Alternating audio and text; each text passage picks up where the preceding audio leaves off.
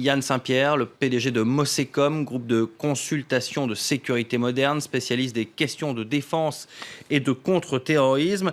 Monsieur Saint-Pierre, que pourrait changer une résolution au Conseil de sécurité sur la Syrie? Oui, d'abord, bonsoir, merci de m'avoir accueilli. C'est une résolution assez importante parce que c'est vraiment un peu la première fois qu'on implique l'ONU dans le processus de l'ONU de façon active.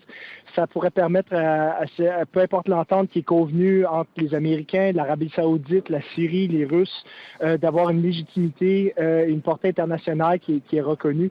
Donc, une entente, une reconnaissance de la part de l'ONU, une résolution serait très, très, très importante pour faire avancer le processus. Mais ce qui pose toujours problème, notamment, c'est le sort de Bachar al-Assad. Même si les Occidentaux semblent maintenant plus souples, la question est loin d'être tranchée. Est-ce que vous pensez qu'il peut y avoir un consensus sur l'avenir de Bachar al-Assad? Je crois que je me réfère un peu à la chancelière Merkel qui faisait allusion. Assad n'est pas nécessairement la solution à long terme, mais il peut être la solution à court terme. C'est-à-dire, est-ce qu'ils vont être en mesure de compromettre assez longtemps pour permettre une période de transition de 6 mois à 1 an, peut-être même plus, 18 mois, qui permettrait une transition assez paisible. C'est possible. Évidemment, les Russes vont jouer un très, très grand rôle dans ça. Puis, c'est peut-être à partir de ça qu'Assad pourrait jouer un rôle important, mais en même temps être en mesure de quitter et d'éviter de prolonger le conflit trop longtemps.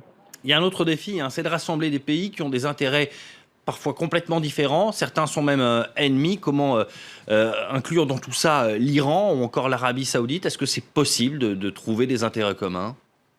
L'Arabie Saoudite, c'est un peu le joker dans le processus parce que l'Iran a une très, très bonne relation avec la Russie. Donc, à ce niveau-là, c'est un peu couvert. De même que la Hezbollah. Mais par contre, l'Arabie Saoudite, suivant la formation de sa coalition cette semaine, c'est vraiment le joker. Ça peut poser problème. Elle est vraiment contre le fait qu'Assad demeure en place. Donc, si elle considère qu'elle peut avoir assez d'influence, assez d'appui pour faire pousser un peu plus ses intérêts dans le processus, ça risque de faire durer le tout un peu plus longtemps que prévu et de causer des gros maux de tête aux Américains. Merci beaucoup Yann Saint-Pierre pour cet éclairage. On suivra bien sûr l'évolution